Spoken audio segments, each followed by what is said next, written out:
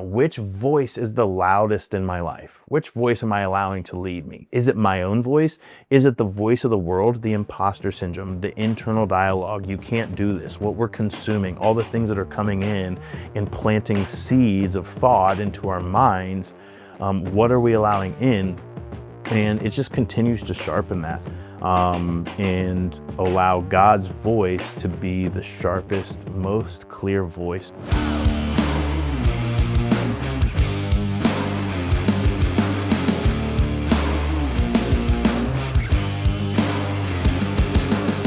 Welcome everybody to another edition of the Beyond the Norm podcast, and pretty pumped today to be in the dungeon studio here. That you guys won't know what we're talking about, but to have my buddy Trevor on.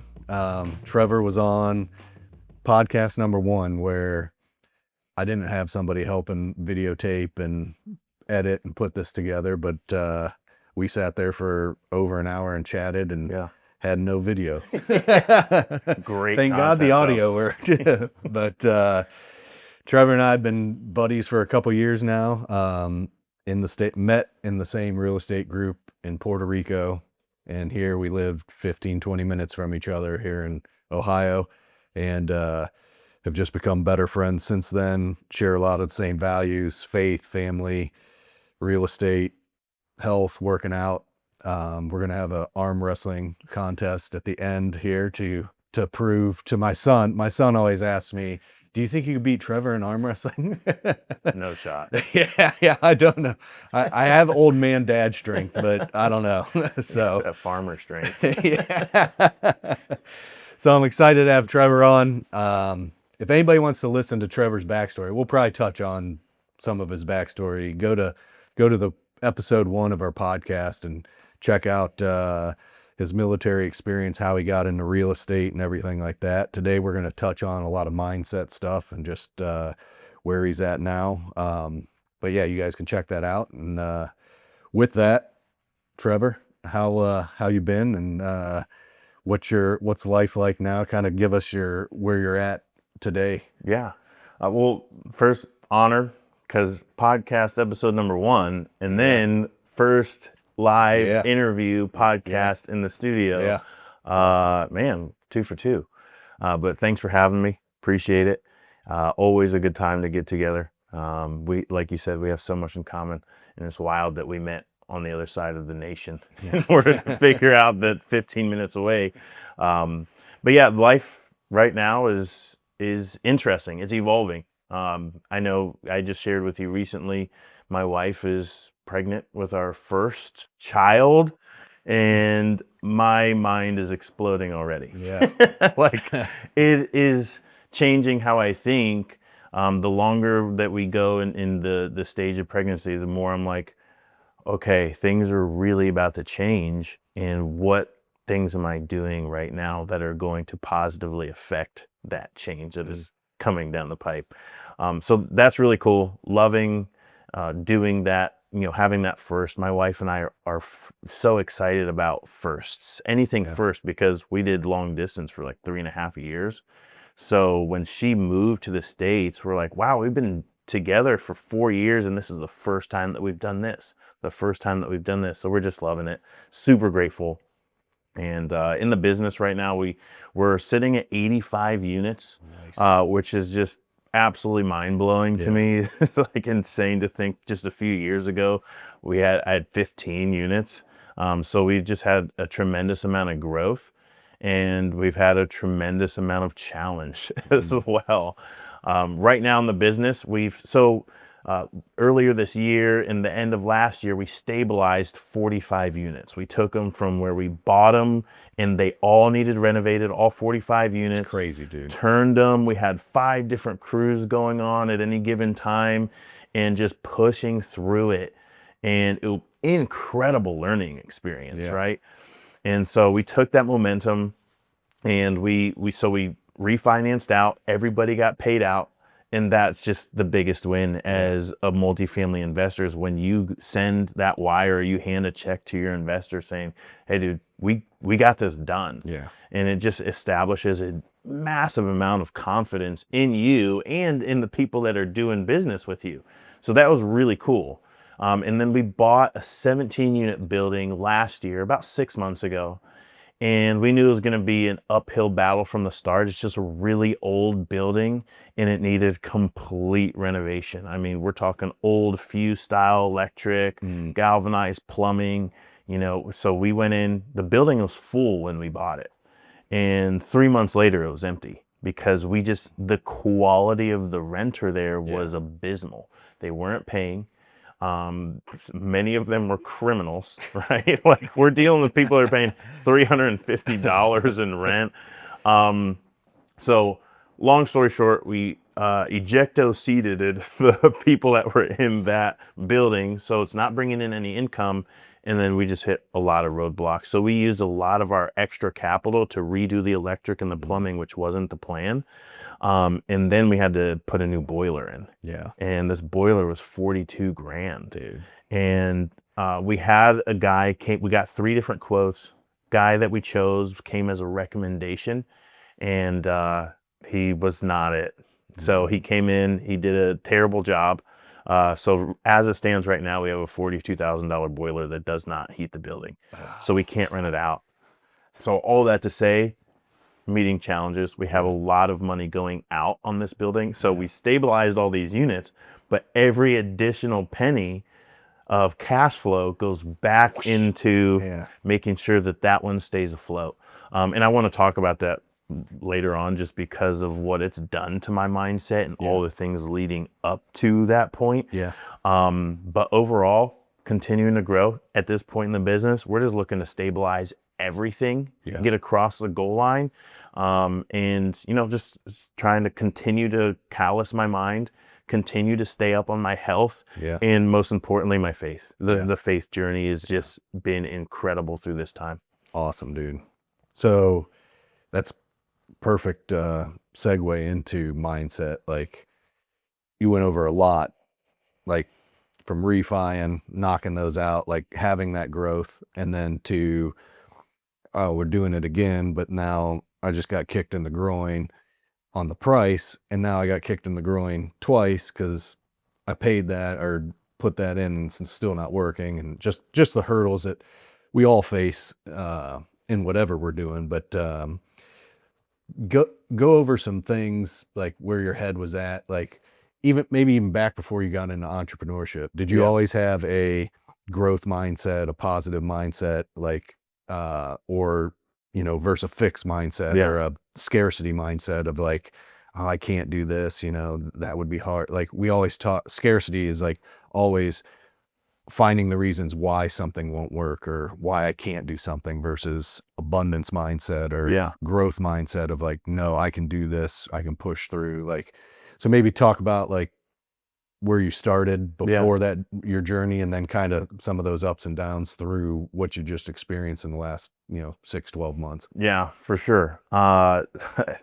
It's kind of an interesting story. So I feel like I've always had a bias towards yes. Let's go for it. Let's do it. Yes. And there's a point in my life where I realized that was valuable. And in high school, there was a friend of mine. I moved to a new school and I didn't know anybody there. Went to orientation. I met this kid back then. His name was Zach Goss. A very interesting guy. But as I got to know him, he was basically my first friend. What I noticed about him is anytime the teacher or anybody asked for a volunteer, before he even knew what it was, yes, I'll do it. And he was kind of a rough around the edges kind of guy. Like he was more of a boundary pusher, more of a rebel, but still he wanted I'll do it. And I noticed that he got more opportunities because of that. I noticed that people liked him because of that. And so I adopted that. I took that yes mindset and I took it into the service with me. When they asked for volunteer, when they said because before you go into the service, they always say, just keep your head down, don't cause any trouble, don't ruffle any feathers, and just get through. But how many of the great leaders that we know just kept their head down, didn't say anything to anybody? So I took that mindset and I said, yes, I want to be a leader. I want to volunteer. I'll do the extra work. And that I just saw the fruit of that. It just continued to give opportunities into my life. And that led me into working for a special forces unit, which I've shared a ton of information with you about and experience. But that's what led me into, yes, I'll do that. And I was the second youngest person to ever be hired for this special forces unit because of my bias towards yes.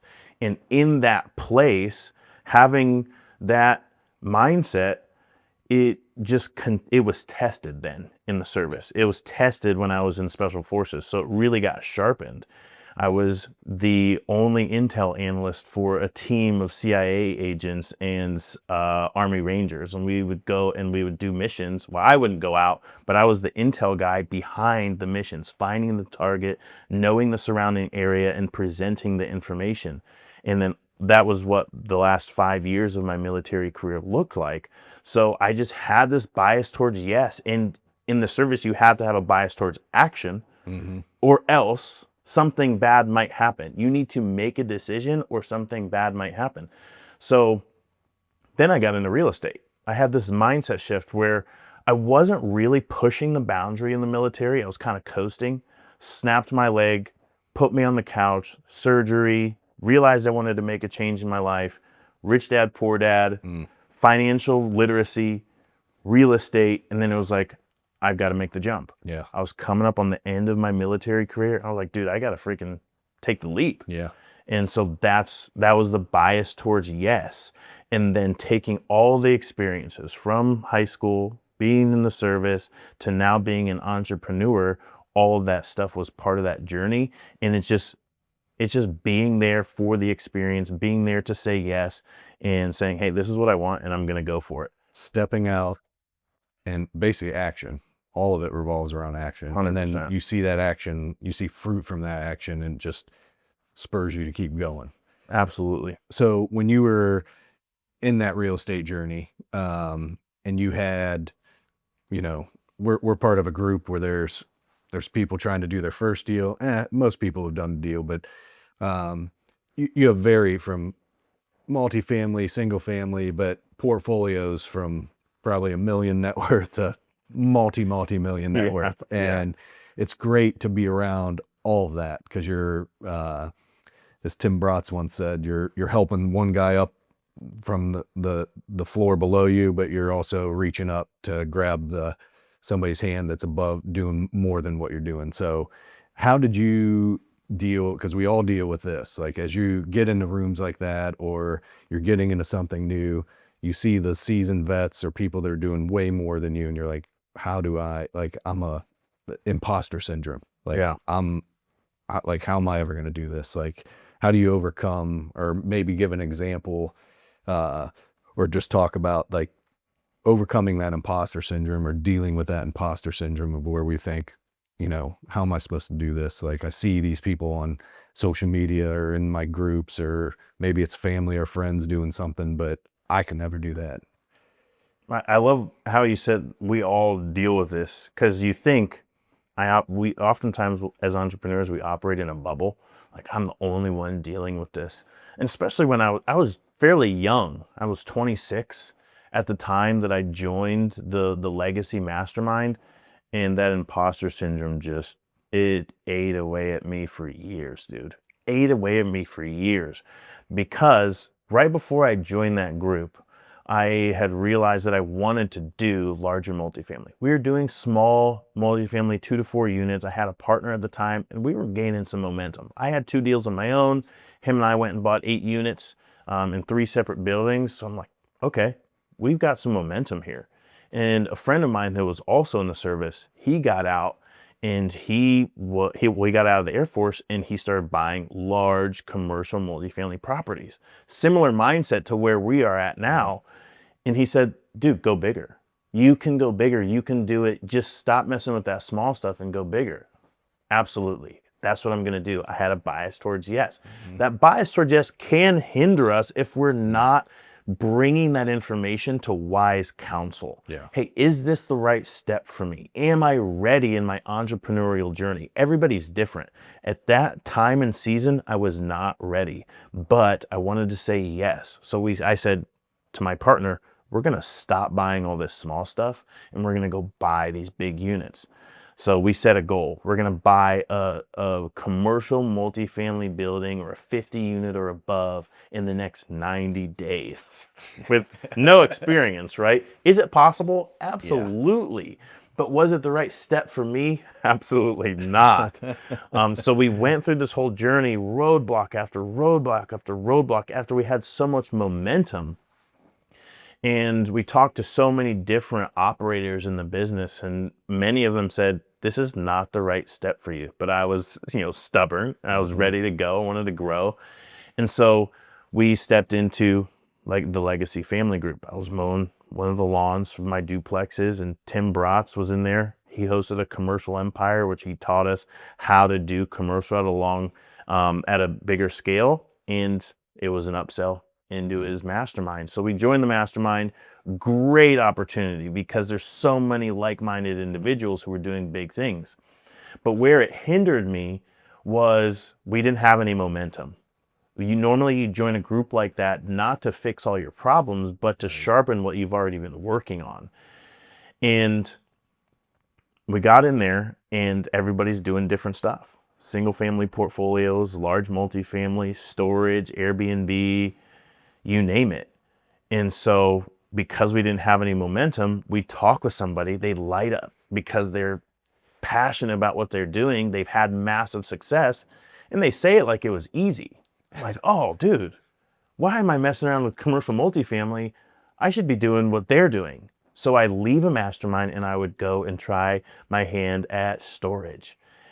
Turns out 6 weeks later, this is really hard, right? They dug a deep well. I'm starting from nothing and there's no water in sight. So why am I doing this? Go back to another mastermind, get inspired on another thing, short-term rentals this time. So we'd start and we just repeated that cycle. 2.5 years of that. Just beating my head against the wall. But luckily I was stubborn and I didn't end up leaving the group because once you have enough conversations, people say, get your blinders on and just focus on one thing. And that's exactly what I did. I said, listen, we're just going to do commercial multifamily. Let's go get one building. Even if it's a 5 unit, that's commercial multifamily. So once we decided that's what we were going to do, I mean, the tide started to shift and we picked up, I had separated from my partner at the time and just went solo, and I picked up 2 6-unit buildings, and that was the start of, I can do this as long as I just stay focused and don't get that shiny object syndrome, because that's what added to the imposter syndrome. And one thing I think I've realized is when you get into something new, or even when you talk to guys that have been around the block, like really at the end of the day, like, they have experience, they know how to handle like early on an eviction. Like before you have one, you're like, well, what do I do if I need to evict somebody? And that's like this hurdle, which now it seems like this tiny hurdle, but like there's always like something else that you haven't experienced, and really no one knows what they're doing. No one knows, like in all of life, like no one, sure, we can post on social media, whatever, like whatever you're posting about, but at the end of the day, nobody has it all figured out, and we're all fumbling through life trying to figure it out. And we get experience, we get proficient, and that doesn't bother me, but this new thing does. So it's interesting. And I think action solves that. Action solves that. Taking the tiniest action possible. Jordan B. Peterson talks about that all the time. Aim lower.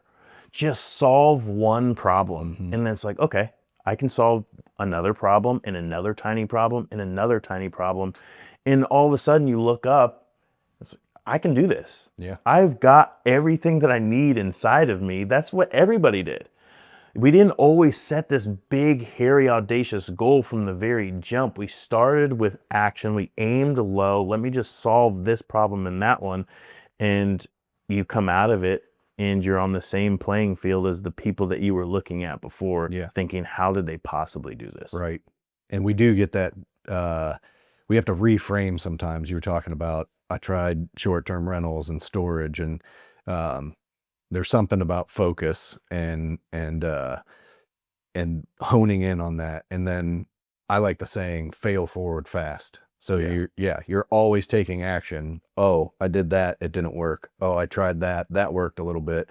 Oh, I tried it this time, I tweaked it, that worked even better. And you're always failing forward fast versus getting stuck doing nothing or chasing your tail all the time. Yeah. So it's, that's great stuff.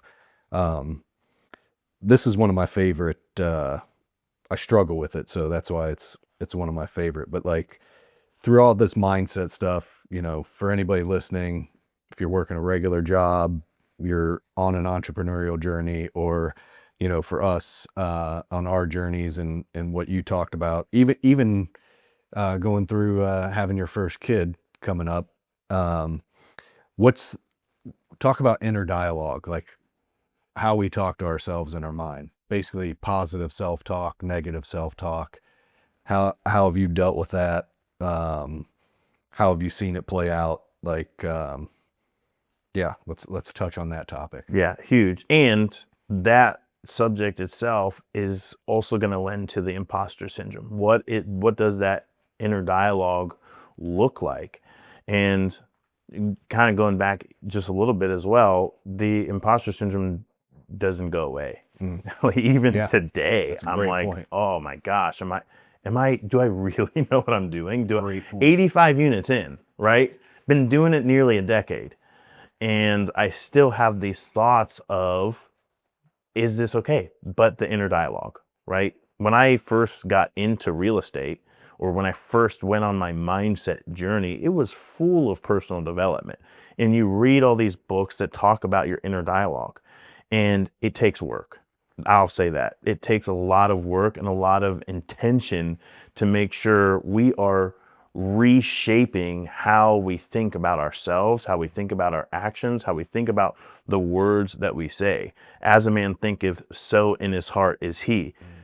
That is so true. And it's a biblical principle, and it's a principle that is true in all fabrics of time, because a thought is a seed that is planted in our mind, and if watered, seeds, when watered, must bring forth. There is no other way. So controlling, one, what we allow in. I had to realize that. Before I got into real estate, I was living for myself and living for the world. And what does the world say? Think about yourself. And if you're not getting what you need, there's something wrong. Put yourself first above everything else. And that's completely saturated in our media, in our music, in TV. Everything that we consume, when it's not rooted in faith, is all about me. So what are my thoughts going to be if I'm constantly allowing seeds to be planted? Me.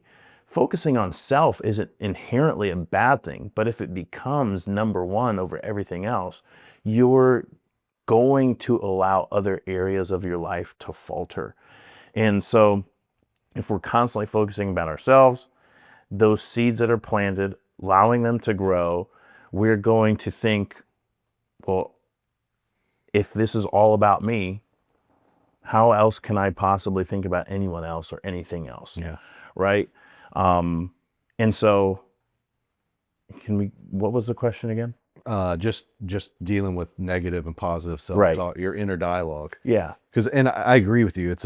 I think it's a spiritual thing, but it also transcends all walks of life. And for me personally, I've struggled with like you're putting something together, you put it together backwards or put it together wrong or something. You're like, you dumb, like, and you just, oh my gosh. Yeah. And I never thought when I was younger that had any effect, but it does. It's like, I mean, I would never talk to myself. I would never talk to somebody else the way I talk to myself. Like, someone would be like, I'm not being around this cat. Like, cause I can talk to myself, and I've had to really, you have to try and find some grace for yourself.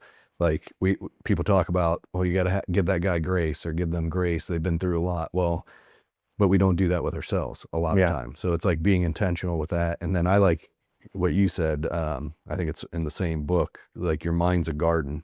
And it'll get watered, and so stuff will grow. There might be some good stuff growing, but if there's a bunch of crap growing too, and you're not tending that garden, I mean, you're gonna be lost. Eventually it'll be overgrown. Right. So yeah, continuing to pull the weeds out of that, continuing to focus on it, and what we focus on grows.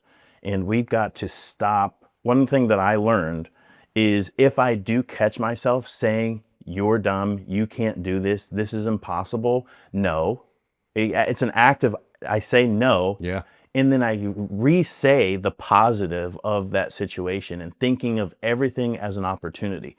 It's what you were talking about earlier, that fixed mindset versus growth mindset. Is this something that's going to hold me back, or is this an opportunity for me to take this to the next level? Is this an opportunity for me to shift this and make it something that works for me versus stops me in my tracks? Yeah. No, and I think for people to remember and even reminding us as we talk about it, like nothing's easy. It's always hard. Like you got to choose your hard, because growing, like we can just be like, whatever. Like I talk bad to myself. I don't care about taking action. Like, well, it's going to be a hard life, because you're going to probably be in a job maybe you don't like, or, it's just going to push you. You're getting pushed by the world to wherever you end up landing, versus trying to create your own path. But creating your own path is hard. You're going to run into obstacles. You're going to get screwed over by a boiler guy. You're going to, run into things. And, so you just pick your heart. Yeah. Like, I mean, or health. The health is the same thing. You can relate it to every aspect. with that boiler situation, I mean, I could sit there and say, "God, this guy screwed me. This guy screwed me.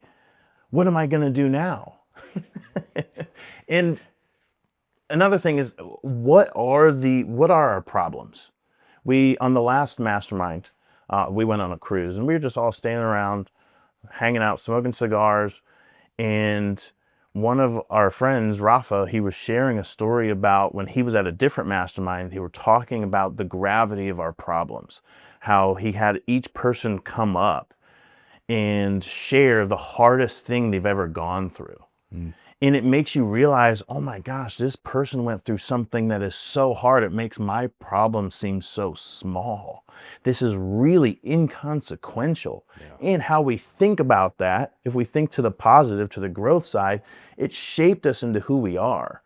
And then one of the other guys said, if our problems can be solved with cash, if our problems can be solved by writing a check, it is not really a problem, because it's something that can easily be solved. Money is a tool. Money is abundant, right? You can go and solve those problems really quickly, versus some of the other problems in the world that are, real problems for you. All the problems we have, they're real problems, but it's all about how we think about those. So starting, again, aiming low.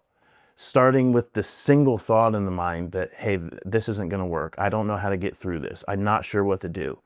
Solving that problem with action. Call a friend, call somebody. When I was going through the thick of it in those 45 units, just getting with you and sharing and venting and be like, dude, I'm dealing with the same stuff. I've dealt with that before. This is how we kind of work through that, is the easiest way to combat that. And then, one solves another, and then you're no longer dealing with the weight of negative self-talk. Well, that's a good point. The weight, because it is a weight. And just sharing, venting, and taking those, it's like climbing out of a hole. You take couple steps, couple rungs up the ladder, and all of a sudden you're like, okay, there's the light. And you think about how you're going to be on the backside of all that. Like, oh yeah, I mean, you got hosed over for a furnace. I got screwed on a $50,000, boiler once. Like, it's going to be like, whatever. Not that it still doesn't hurt and have, effects and whatnot, but, it kind of leads into next one. Just like environment and the people you're around. So like those like we talked about our personal influences in our own head, but like, how about like the people you surround yourself and the environment that you're put in? Like, speak to that a little bit. Absolutely. I mean, it's everything. Our environment is literally everything. From the time that we are born, we had a family get together for Easter, and we're seeing, this family's kids versus this family's kids. Completely different. right? And why is that? Because of their environment. Everything that happened to me and everything that happened to you grew us and shaped us into the individual that we are now, inputs and outputs. And when we're adults, we have control over those inputs and outputs. I may have even shared this the first time that we had the podcast, but when I was in the Air Force, I showed up to a new base, had no friends. So you're eager to get a circle together. And we had this airman leadership school where you'd go and they would basically tell you how to operate at the base and how to do this. We're all young, brand new, first base, right? Our very first experience in the military. And so I formed a circle of friends, and everybody came from a different walk of life. You know, we had the West Coast guy or the Florida guy or the Colorado guy. And they all dressed fairly similar. They would wear the skinny jeans and the Vans and the flannel buttoned up to the top, whatever. Wasn't necessarily cool, but I was like, okay, you got a style. But after about 3 or 4 months of hanging out with them consistently, 4, 5, 6 times a week, I found myself at the mall and I bought skinny jeans, Vans, and a flannel. Never worn these clothes like that a day in my life. You got any pictures of that I time? hope to God I don't. But I showed up to where the hangout was and I was like, yo, check me out. I got the stuff. Like, I look like you. And it was a very powerful moment looking back because our environment shapes us. Yeah. And they say that you're the average of the 5 people that you share the most time with. Your bank accounts are going to look similar, the way that you dress, the way that you walk. Next time you're at a Starbucks, right? Or a Panera Bread and you see these young girls, they're always wearing, oversized hoodie and leggings or short shorts. And they're going to be the same color hoodie, same color shorts, because that's just how we are. We are primal in that fact. So having that information, I can now use it as a tool. And when I first had my mindset shift, I had to separate myself from my current circle. We were drinking a lot, partying a lot, and spending all of our cash. Yeah. So we had similar bank accounts and all the things of our lives looked similar. And so when I had my mindset shift, basically everybody was deployed and they came back and I was a different person. So when it came time to go out to dinner, I said, I can't spend any money. I need to fix my debt situation. When it came to going out and party, I can't drink alcohol because it's going to stop me from achieving these goals. And then the growth from that period was just a hockey stick. It was like, whoa, dude, I can do incredible things. I'm getting up at 4 o'clock in the morning. I'm studying. I'm reading the Bible. And like that moment, it was a crucible of time where I just grew tremendously because I needed to be separated from that lifestyle. And then growing in entrepreneurship, growing in the things that I valued, because I used to value going out and partying. And now I value growth and making a positive change in my life. I started to surround myself with people that thought like me, acted like me, and we're doing the things that I wanted to do in the future. And boom, that hockey stick growth continued.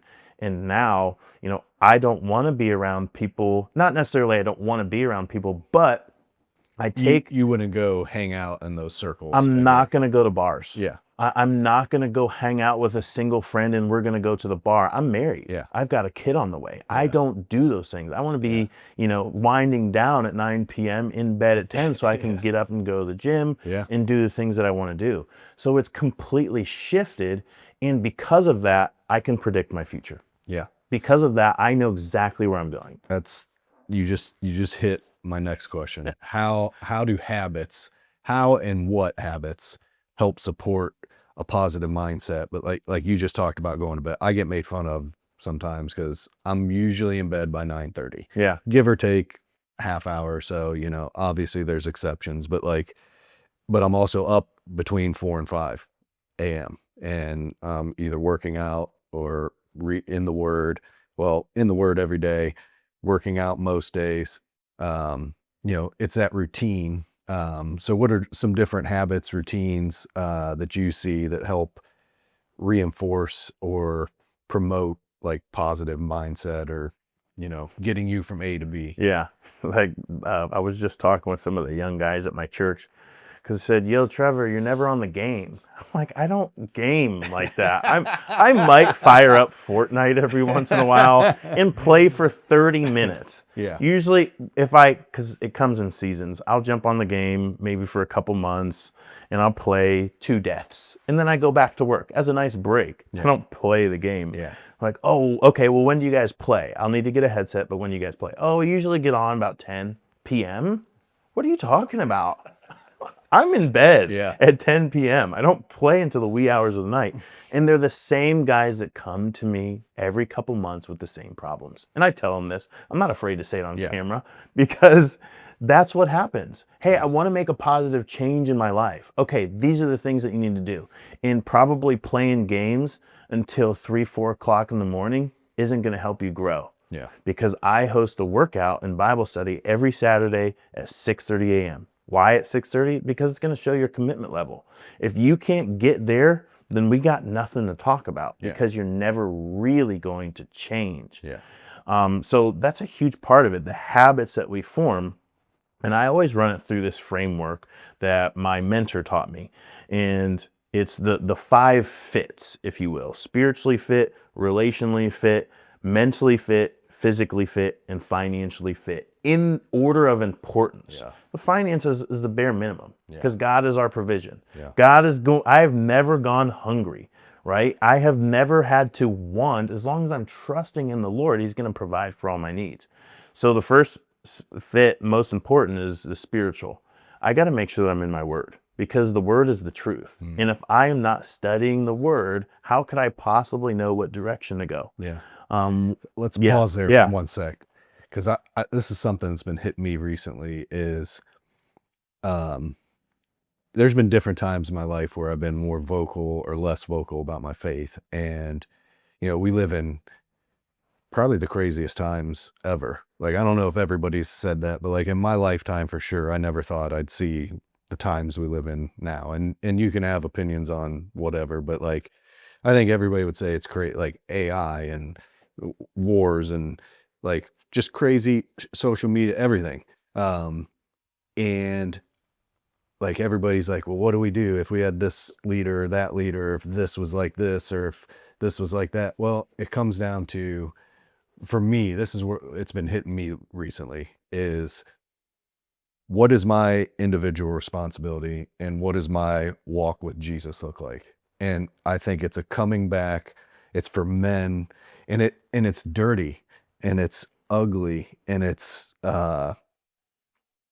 not your typical, what we would call church life or what church we think this picture of church looks like. Like it's muddy, it's gritty, and but it starts, I believe, with men leading their homes, leading their families, leading their at work or wherever they're at in life, but leading themselves first, going back to your point of spirituality. And like, why is it like making it cool to read your Bible? It's the best self-help book you're going to read. Like Rich Dad, Poor Dad, awesome. Like I can name you 20 other books that are amazing and have helped me and are good under the Bible. But like, absolutely. Well, because it humbles you.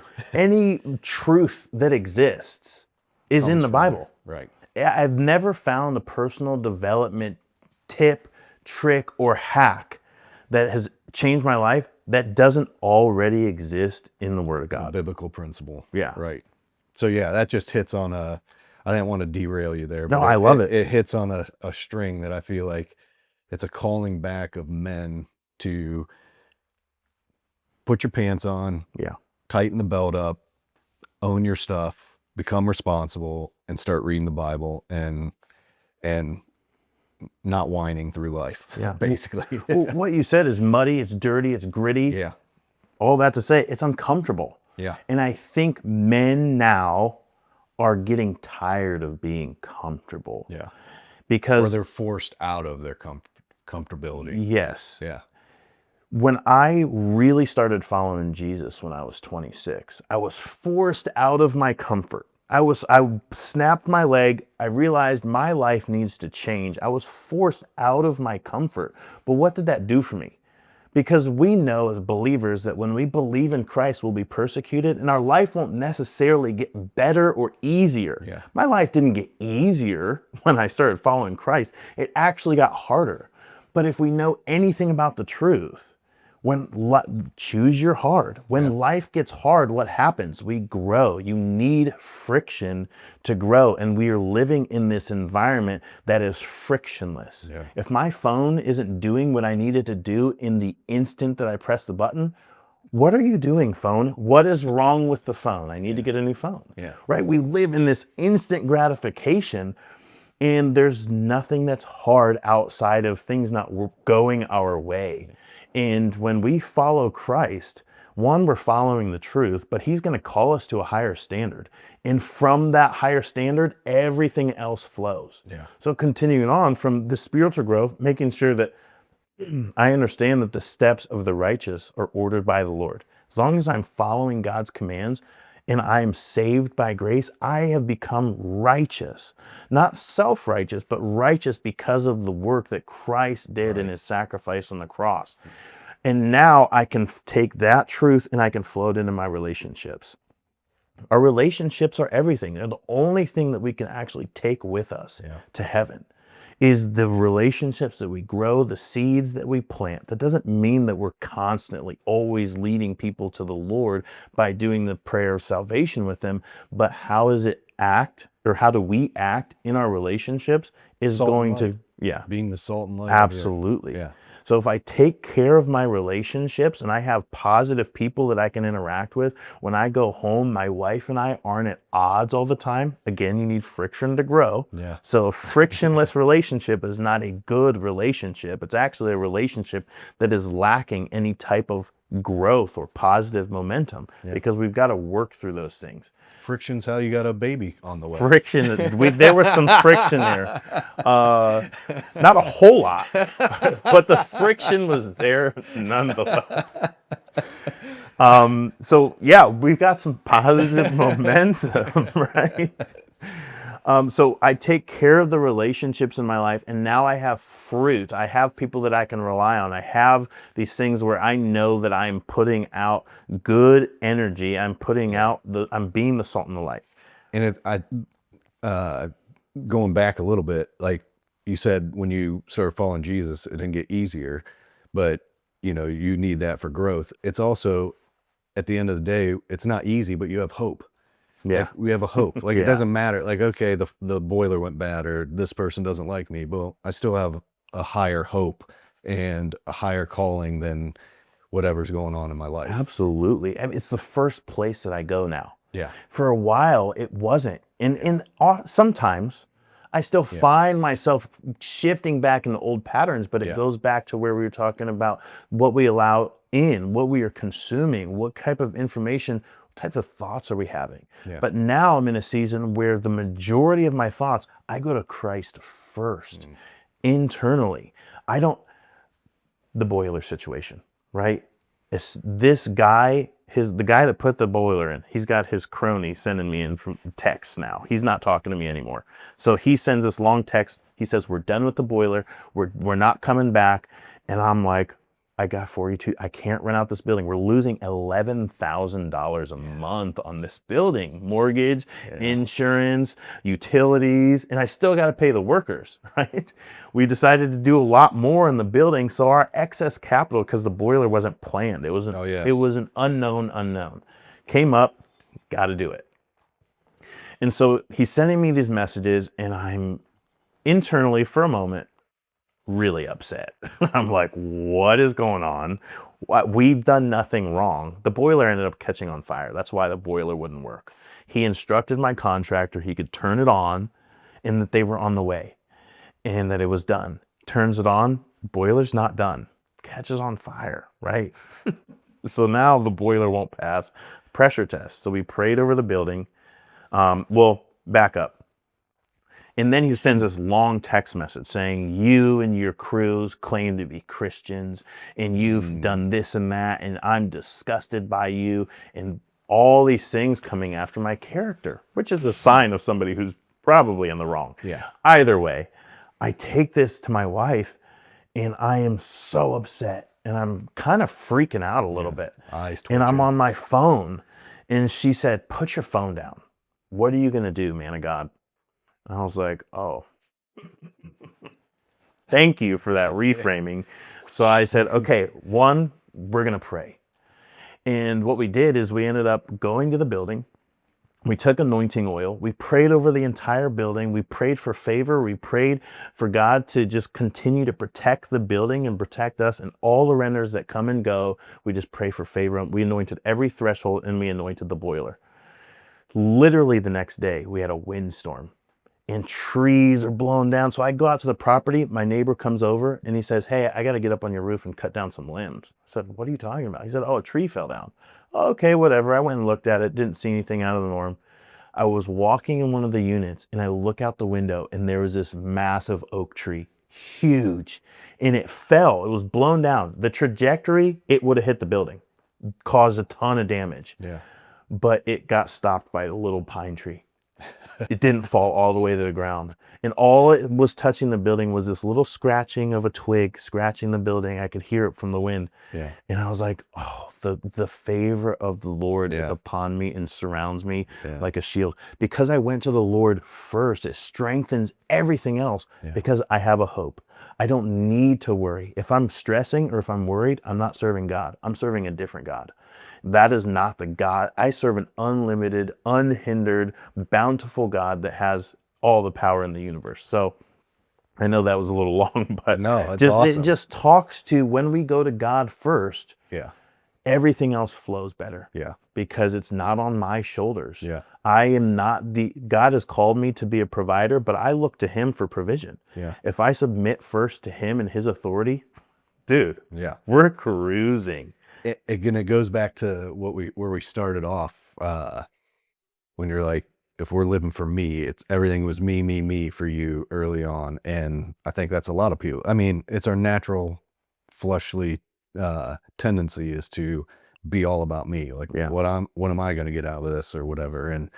And when you follow Jesus, you're second and he's first. And so it like realigns everything in life. And yeah, we get out of that. We start to stray over here, and then your wife says something and smacks you back in line, or a friend says something and gets you back in line. But it's that constant of knowing your place, I guess. Absolutely. And because I have her, spiritual first, I submit to God because it doesn't mean what do I have to do? What can I partner with God on in this situation? What is God trying to teach me out of this situation? Spiritual strong, relational strong, because I got a support system in my wife who says, "Hey dude, I know you. This isn't you. Where do you need to be? Realign me there."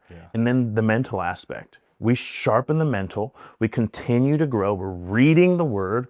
We're doing hard things. We're like, the gym is a big part of our mental strength. Going and taking care of our body, eating healthy, doing the right things so that our mind is sharp. Getting around people who are like-minded, who are growth-minded, is going to sharpen your mindset. Instead of being around complainers and people who think about themselves and have nothing to say, oh, how's it going? Oh, I'm tired. Yeah. Oh, how's it going? Oh, man, just been working, busy. Still alive. Still alive, living the dream, and sometimes I catch myself in those word patterns, and it says something. What we say, as the Bible says, the power of life and death is in the tongue, right? So all those things are encapsulated in the mental. We need to sharpen that. And then physically, we got to stay fit. And we got to eat healthy, because if we're doing all this, if we don't have a strong mind, what's the point of having a healthy body? Yeah. And if we don't have a healthy body, what's the point of having money? Yeah. Because the richest people in the world, they trade it all for health. They would trade it all for health. Yeah. But in reality, they can't, right? We can never buy more time. Yeah. I just started I listen to different playlists while I'm working out, and I've never heard, I guess he's a DJ. I don't know. I've never looked him up, but I put him on iTunes, because Akira the Don, and he takes David Goggins, Jocko, he takes different guys and he'll take their a speech or a podcast they're doing, but he puts like beats to it then. And there's one he did with David Goggins, and he's like owning souls.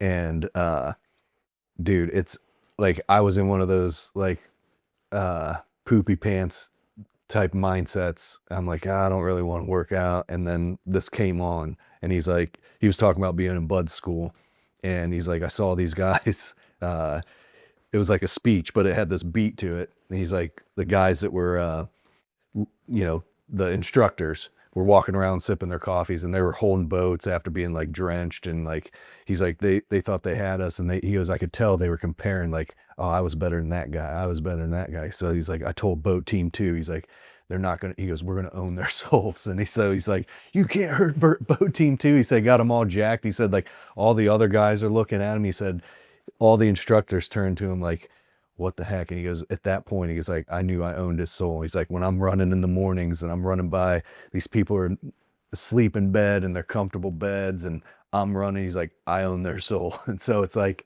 this motivation, self-motivation of like, when we're working out and we're choosing not to eat something or choosing to do something that's hard, it's like we're owning souls. Like, Absolutely. yeah, we're not Absolutely. owning, but it's like, it's motivation of like, well, they're not willing to do it. Like, yeah, I like doing hard things. Yeah, it sucks. Like, it doesn't make it better. It still sucks, but I'm doing it. So, Absolutely. anyway.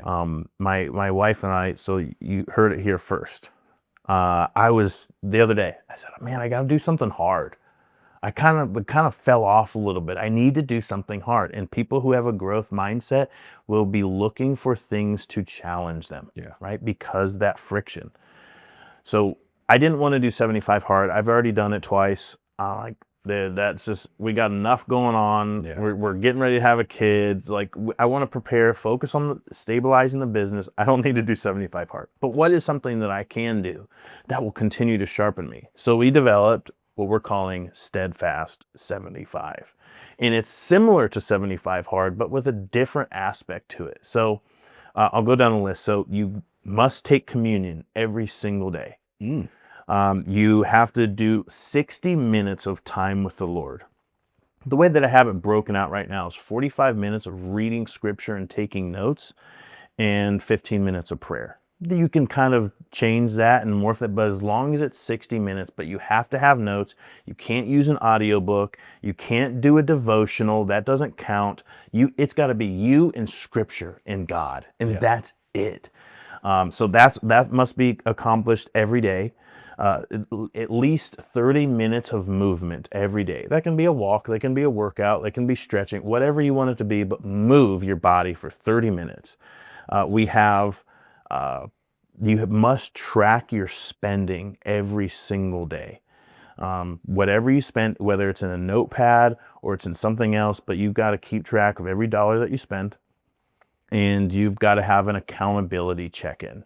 You've got to make sure that whether you're doing it with your spouse or you're doing it with a friend, you check in, you go over what the Lord shared with you and what you're just going through in that day, right? And you do that consistently for 75 days. And we're on day 3 of that, right? Oh, and you have to follow a diet. You have to follow some kind of diet, but no cheat meals and no cheat days. None of that. Right now I'm doing Whole30 like style diet, but I added in bread because of the communion. And there's add-ons that you can do. You can add no social media. You can add no TV. You can add no alcohol or no nicotine or whatever your flavor. But again, doing something that's challenging, but also I really want to grow in my ability to hear the voice of the Lord. I've been reading these verses over the last 3 days that talk about the power of his voice. And if I have so much going on, which voice is the loudest in my life? Which voice am I allowing to lead me? Is it my own voice? Is it the voice of the world, the imposter syndrome, the internal dialogue? You can't do this. What we're consuming, all the things that are coming in and planting seeds of thought into our minds, what are we allowing in? And it just continues to sharpen that and allow God's voice to be the sharpest, most clear voice, because I've done a lot of work since I was 26. So it's been 6 years now. And there's so much more to learn about God, his character, how he loves us, what he does for us, and how we can truly allow God to flow through us in everything that we do to affect every area of our life. Love it. Love it, man. That's amazing. I like the steadfast thing too. It's bringing discipline to different areas of your life and putting structure around it and adding accountability. It's like a perfect recipe. And that kind of leads to my last question. If you were giving advice to somebody getting into entrepreneurship or just one of those young guys you're leading, what would a couple nuggets, if you're mentoring someone to become an entrepreneur or, work on their mindset, what are a couple nuggets? I mean, there's 25 plus that they could rip from this podcast, but like if you boil down to just a couple, what would they be? For somebody that's just starting out? Yeah. Somebody that's like, I'm sure anybody listening has heard some of these things, the self-talk, the mindset, this and that, but somebody that's truly like, finally, like they're on the brink of taking action. Like you're there, you're mentoring them to push them to the next, like, hey, here's 3 things you got to do. Here's the 3. Trust in the Lord with all your heart, mind, soul, and strength, because the steps of the righteous are ordered by the Lord. You cannot be taking a misstep if you are walking in righteousness. Love it. Can't do it. Like, impossible. So many people think you can, but the second one, aim low. Start with something that is wildly achievable. Give yourself a win, right? Go out and get that thing done and come and bring feedback, because you're going to come back with captives. Yeah. You go out and take a little bit of action, you're going to come back with captives. Those captives are going to come in the form of confidence. Those captives are going to come in the form of receipts. Those captives are going to come in the form of momentum. And then lastly, do what you say you're going to do. Those 3 things. Follow the Lord, aim low, and then do what you say you're going to do. Because what I've noticed with these young guys is they'll come and they'll say, Trev, give me a nugget, right? Whatever their problem is, whatever they're going through. And I say, go do this. Anybody that wants to learn about real estate, go read Rich Dad Poor Dad. It's $7 on Amazon. You go do that and then report back to me. I think I've got 1, maybe 2, but that's out of probably 10 people or more. And that's just in my church, right? That's not the hundreds and hundreds of conversations I've had with people. Yeah. But these young guys will say, hey, give me something. What can I do? And I'll give them either a task or an action or whatever. And they'll come back to me with wanting more. And I said, well, did you do the first thing that I told you to do? No, but. Yeah. I didn't do it, but these are the things that I had going on. Yeah. It's like, your life isn't hard. Yeah. You are not being challenged as much as you could possibly be challenged. If you don't solve this, you won't solve anything else. And you do that repeatedly with somebody who is looking to potentially mentor you, you have eroded trust. Yeah. I do not want to bring opportunities to you because you have not proven yourself as somebody that does what they say they're going to do. That's so good. And even like, I couldn't have said it better, but even as you're saying those things, it immediately makes me think, for anybody listening, the bar is so low. Like, I felt like when I graduated high school, I was in the trades, went to college for a little bit, hated it, but I felt there was a lot of people that I graduated with and people I knew in this community, they were in the trades. Like, the bar was high. Like not everybody, you couldn't go work for just any concrete crew or framing crew. Like, you had to like prove it a little bit. And now it's like anybody with a pulse can get a job, and to succeed, all you have to do is do what you say you're going to do. Yeah. Aim low and do what you say you're going to do. Yeah. Like, if you can't do that, turn the podcast off. Right. Go back to Fortnite and become the best Fortnite gamer you can be. Because, like, dude, and then, yeah, at the end of the day, I agree. I think the most wise thing you can do in your life, no matter what, is follow the Lord. But the bar's low. Yeah. The bar is so low. And if you hear anything out of this podcast, like, you can do it. You can. And we have to. Yeah. You must. Yeah. We all have this potential in us, but I'm noticing that the men of our age, especially the younger guys, they get discouraged in an instant. They hit the tiniest, like they're walking on flat pavement and they got like a tiny little, 1/2 inch bump. They're like, I can't move forward, right? We must, because we have this world of potential. We have greatness that God has already instilled in us. It is our duty. I love what Proverbs says. It says it's the glory of God to cover a matter. It's the glory of God to conceal a thing, but it's the glory of kings to uncover it. And that is our goal. That is what our command is, to go and uncover this world of greatness that God has put in us, so that we can glorify his kingdom. We can sow seeds of positivity. We can sow seeds of growth. We can bring people into the kingdom from the greatness that's flowing out. And what is the fruit of that? An incredible life. An incredible life where you want to live a life that has a bias towards yes. You want to live a life that is worth telling people about. And it's a must. Yeah. Amen. That was awesome, man. Well, I appreciate you coming on. I appreciate you dropping all the nuggets you dropped. Hopefully people listening to this get some of that. And we'll do it again sometime. Looking forward to it, brother. Thank you. Appreciate it, man.